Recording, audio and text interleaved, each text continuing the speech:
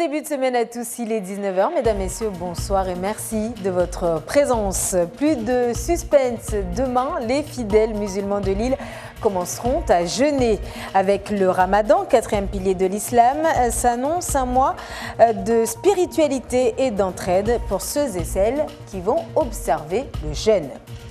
MAIOPS, le nom de la nouvelle mission scientifique à bord du Marion Dufresne. Son but, récolter les données qui permettront d'imager les fonds sous-marins à l'est de l'île afin d'expliquer les signs de séisme en cours depuis mai dernier sur l'île. Et enfin, dans notre page sport, retour sur le premier titre en basket dames de Fuselips. Du moins un titre acquis sportivement face au BCM, cependant en attente de validation par la Ligue après plusieurs erreurs pendant la saison. Voilà pour les titres, bienvenue à tous. Le Ramadan débute donc demain pour les musulmans de Mayotte. Un jour donc après le reste du monde. Le Ramadan, quatrième pilier de l'islam, mois de piété que nous détaille Darosh Daouf.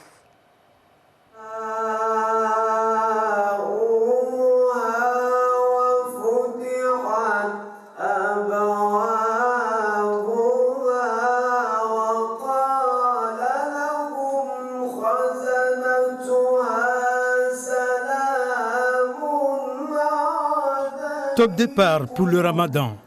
Pendant 29 ou 30 jours, les musulmans expriment davantage leur foi. Les mosquées sont prises d'assaut pour les longues prières collectives, notamment la nuit. La lecture du Saint-Coran révélée en ce mois sacré se multiplie. Bref, la spiritualité s'intensifie en ce mois exceptionnel où riches et pauvres sont soumis aux mêmes privations. Du lever au coucher du soleil, il est interdit de manger, de boire ou d'avoir des relations charnelles ou de commettre des actes répugnants. Mais au-delà de cette force spirituelle indescriptible qui anime les musulmans durant le mois de jeûne, les croyants font également preuve de solidarité. Ainsi, ceux qui sont en situation de précarité sont plus mis en valeur.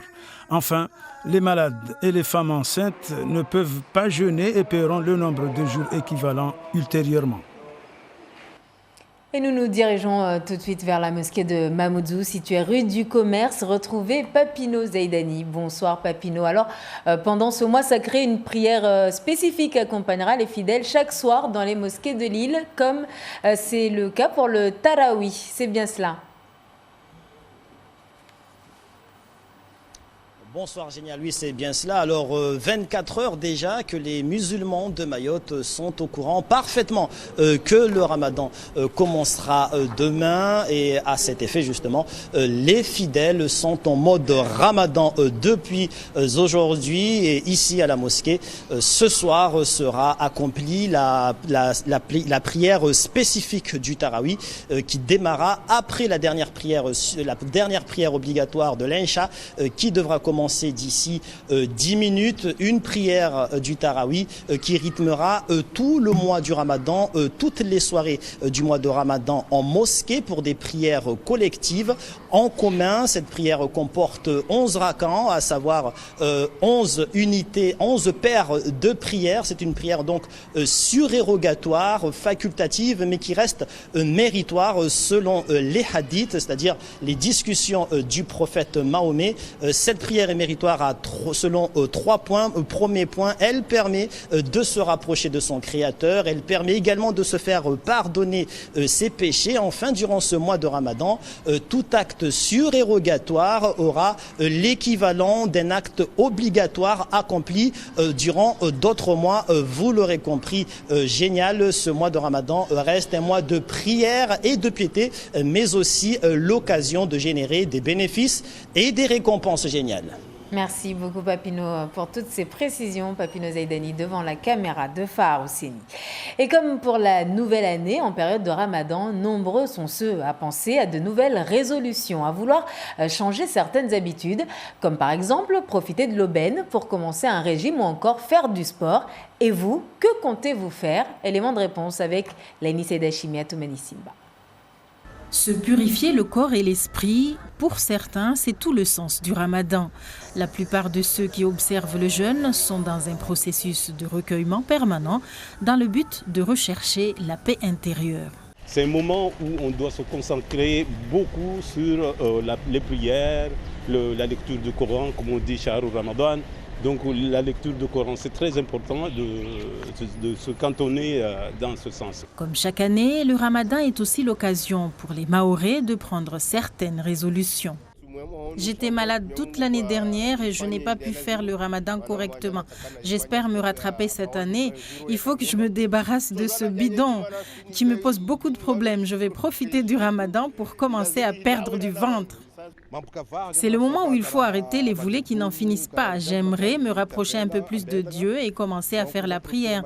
Je veux arrêter de manger gras, sucré, manger plus diététique, comme les bananes et manioc bouilli. Si on nous a dit de faire le Ramadan, c'est pour que le corps puisse respirer un petit peu. Donc, c'est une question de santé.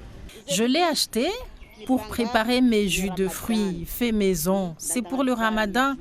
Je vais manger un peu plus bio et local. Faire du sport, manger sainement à moindre quantité. Pour d'autres, rien que le fait de se priver de la nourriture toute la journée est déjà une épreuve. Je pense que ça doit être assez dur pour eux, vu le climat. Mais je pense aussi à tous les musulmans de métropole qui, eux, doivent attendre 10 heures du soir pour manger. Les musulmans mahorais entament un mois de jeûne, l'occasion pour ceux qui ont pris des résolutions de tester leur capacité à tenir leurs promesses. Il est arrivé ce matin à Longoni et restera au large de nos côtes jusqu'au 18 mai prochain. Le Marion Dufresne, avec à son bord des scientifiques de l'IPGP, l'Institut de physique du Globe de Paris, ceux du BRGM et de l'IFREMER, ont pour mission de récupérer les 6 sismomètres déployés en mer en février dernier pour en étudier les données. Les détails avec Alda Lydie et Géraldine Lui. Ils viennent d'arriver à Mayotte, mais leur voyage commence ici, au port de Longoni. Ce matin, cette équipe de l'Institut de physique du Globe de Paris embarque sur le plus prestigieux navire scientifique français. Dans leur bagage, plus de 200 kilos de matériel. Pendant les 10 prochains jours, ils vont essentiellement s'occuper des sondes sismiques placées au fond de la mer. On repart en mer là pour récupérer les sondes, les reconditionner, récupérer les données qui sont dessus, les traiter et les interpréter et remettre les sondes à l'eau pour une deuxième phase de mesure qui prendra fin août. On reviendra et là on récupérera les sondes de façon définitive. À bord du Marion Dufresne, le travail a déjà commencé. Sismologues, géologues, physiciens, une vingtaine de chercheurs se relayent 24 heures sur 24 pour analyser le maximum de données sur Mayotte et ses fonds marins. Le résultat de leur travail est attendu par la communauté scientifique du monde entier. Notre travail va être de se concentrer surtout sur cette zone ici où en fait on n'a pas beaucoup de données bathymétriques. Voilà. Donc l'idée ça va être de réacquérir des données et combler un petit peu les trous et même parfois repasser sur des données existantes pour voir s'il y a eu des changements dans la morphologie des feuilles. Ces données justement vont nous permettre d'apporter déjà les premières informations sur le phénomène et justement d'essayer de mieux cadrer cet aspect temporel. Est-ce que ça va durer longtemps, pas longtemps, qu'est-ce que c'est, etc. On saura déjà où se produisent les séismes, donc c'est important. Je crois que les gens sont un petit peu inquiets parce qu'on a l'impression que les séismes se rapprochent de l'île, etc. Donc ça, on aura déjà un premier élément.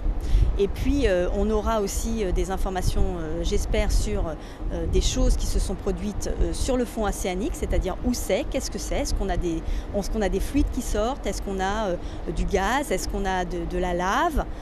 Pour lancer cette campagne baptisée Mayops, il aura fallu trouver en urgence plus de 500 000 € de financement.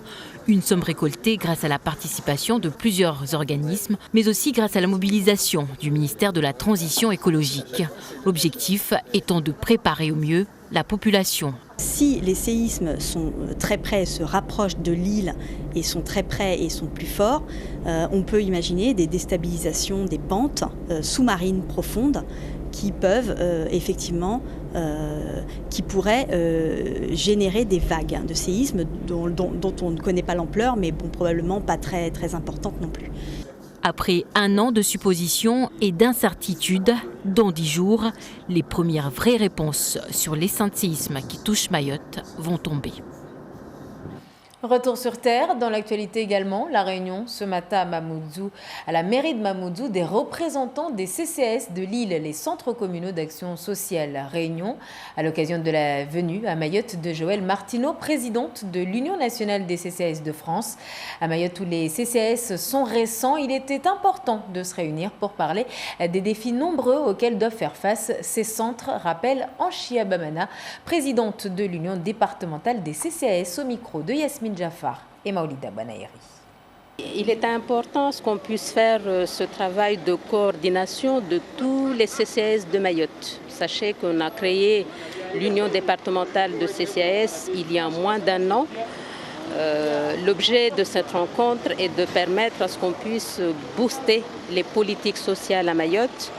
Parce que comme je le dis souvent, on peut développer Mayotte en construisant des routes, des bâtiments, mais il ne faut pas qu'on fasse l'erreur ici de laisser des personnes au bord du chemin. Je pense tout simplement à l'humain, la personne âgée, la personne en situation de handicap, la femme qui élève seule ses enfants, des jeunes sans travail. Donc en fait, c'est la mission des centres communaux d'action sociale, c'est de permettre à ce que toute personne qui vit dans une société puisse avoir sa place.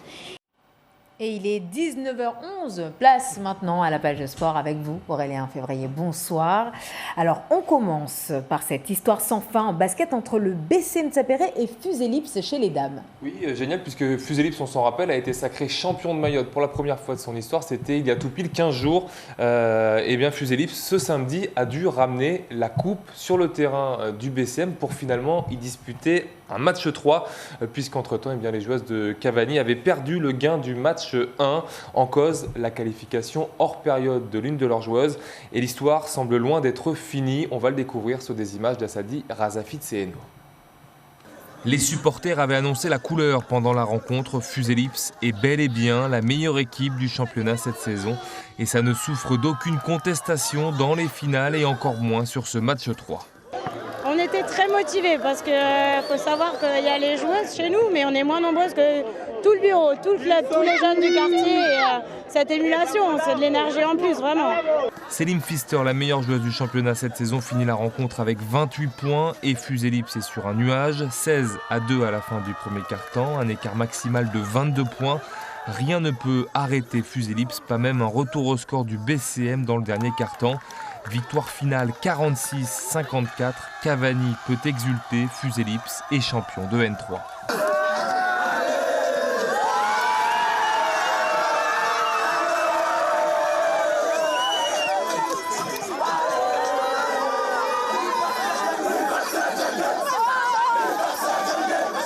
Mais Fuselips va-t-il rester champion? Rien n'est moins sûr.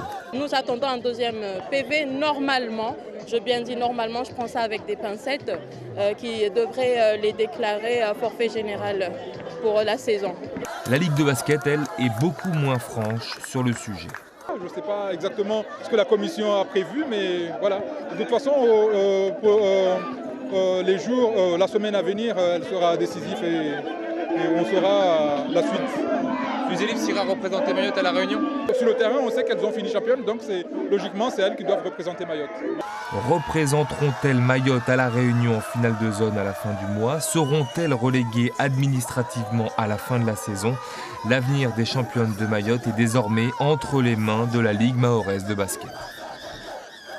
Et ce qui nous emmène à parler de la joueuse Faiza Djoumoua. Oui, toujours en basket, génial. Une info transfert la concernant, puisque la joueuse de 19 ans, eh bien, ça y est, c'est officiel, évoluera la saison prochaine dans l'élite du basket français à l'ESBVA, dans la métropole lilloise, club champion de France notamment en 2017. Et le portrait de la semaine, c'est Henli Nourdine Dinaïm, c'est en football, le défenseur de l'USCJ Koungou. Eh bien, à 47 ans, génial, il est toujours sur le terrain, titulaire indiscutable en Régional 1, l'élite du foot mahorais. Papino Zaidani et Assadi Razafit-Seeno sont allés à sa rencontre lors des 16e de finale de Coupe régionale de France. C'était face à l'AS de Kaweni. C'est un vieux de la vieille, comme on dit dans le bon jargon footballistique. Naïm, 47 ans, a quasiment tout gagné et tout connu dans l'élite mahoraise. De Pamandi à Amjago, en passant par Dzoumogné, La Réunion et aujourd'hui Koungou, le défenseur central explique sa longévité par une seule astuce. Moi, je ne triche pas sur l'entraînement. Les entraînements, je ne triche pas, c'est tout. Moi, je reste un joueur, je mets dans ma tête que le coach a besoin de moi, donc il faut que je m'entraîne comme il faut. Donc c'est ça. Tu peux jouer comme ça jusqu'à quel âge là? Moi, je pense que cette année, je vais m'arrêter là. C'est ta dernière là? Ouais, je pense que ouais. Pourquoi tu sens, c'est quoi qui te dit que c'est ta dernière cette année? Ah, je me sens vraiment très fatigué là. Je suis fatigué là.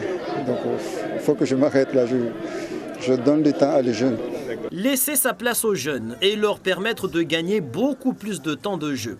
Après 32 ans d'activité en tant que joueur, son expérience du terrain reste bien précieuse pour ses coéquipiers.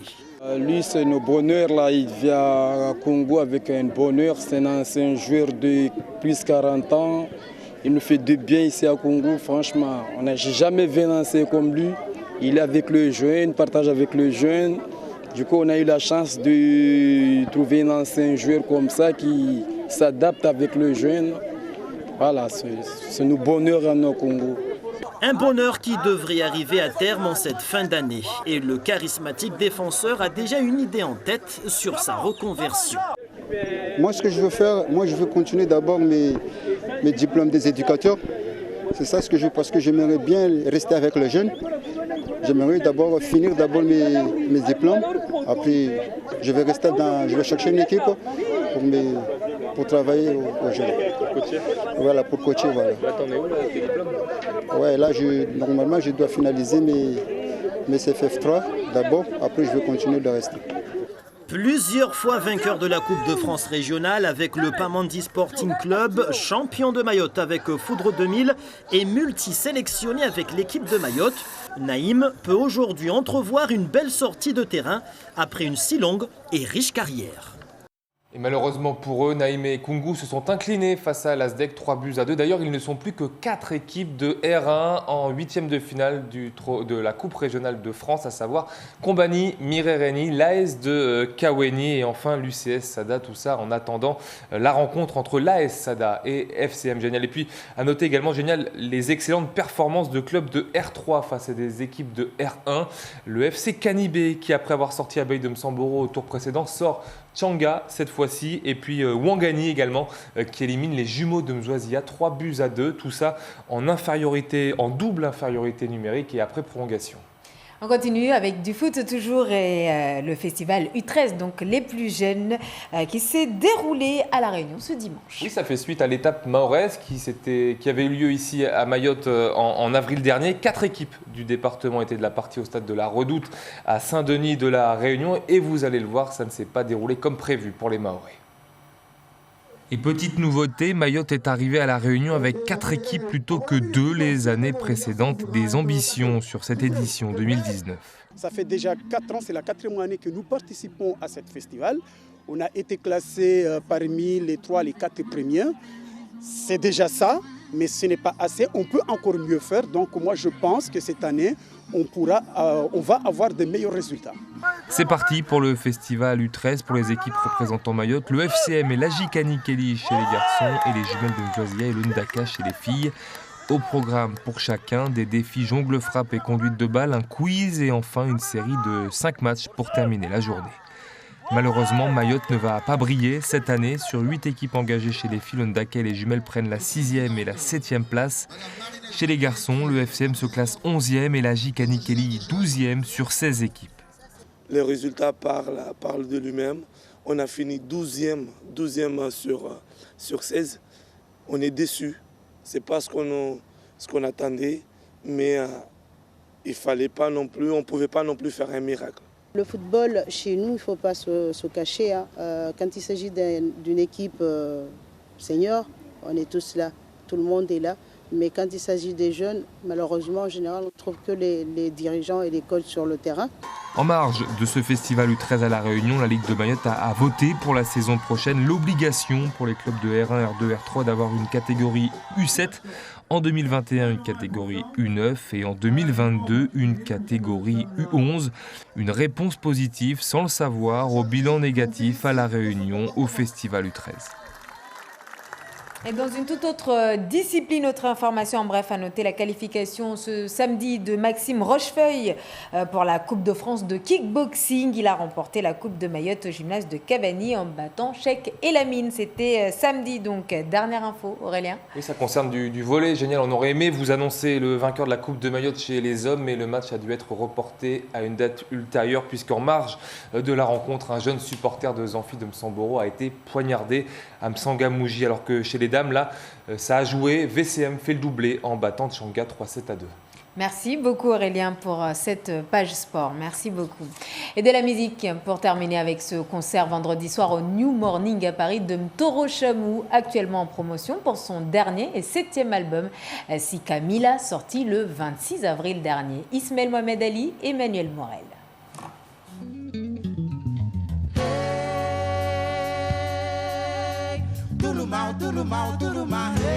Plus de 20 ans de carrière.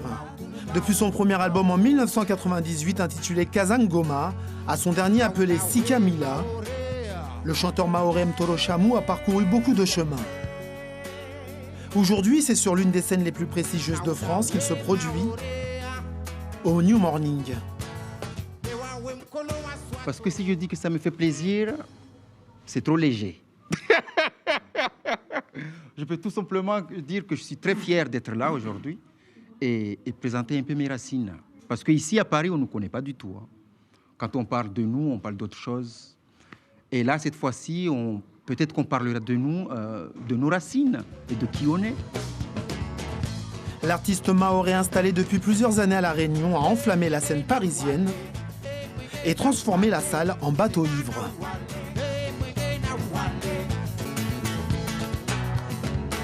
On se croit à Mayotte là. Là, Mayotte est à Paris. Voilà. On va dire ça. Un grand représentant de Mayotte ici en France au New Morning, c'est génial.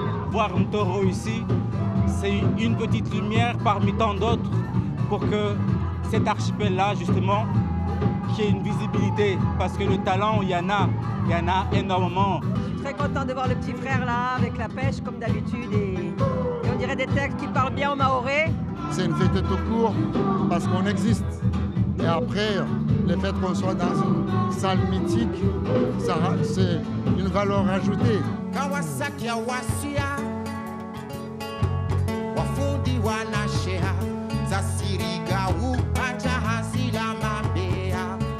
J'aime la musique. Et après, au fil des temps, tu comprends en fait que cette musique aussi a des racines. Cette musique aussi vient de quelque part.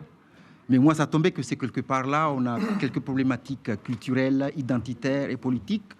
Après, défendre tout ça, c'est venu tout seul, en fait. Preuve de son attachement viscéral à son île, Mtoro a ouvert son concert à la troupe de débat La Voix des femmes mahoraises, une manière de rendre ce qu'il a reçu hier des chanteurs comme Mawan Aslim ou Bako. Le respect commence toujours par nos aînés. Il faut jamais oublier qu'il y en a eu d'autres avant nous. Et il faut toujours les rendre hommage. Petit à petit, la musique mahoraise est en train de se faire une place sur la scène nationale. Merci Mtoro Chamou.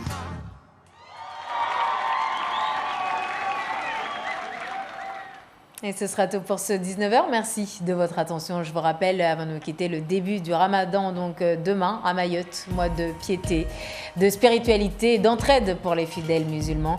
Un mois de nouvelles résolutions également pour ceux et celles qui veulent en profiter pour doublement se purifier le corps et l'esprit par la même occasion. Darwesh Zaouf, dans un instant pour le journal en Moiré. Demain 7h15, l'invité de Zakweli en radio sera Mohamedi Mediouseni, maire de Chiconi. Il ne me reste plus qu'à vous souhaiter une excellente soirée.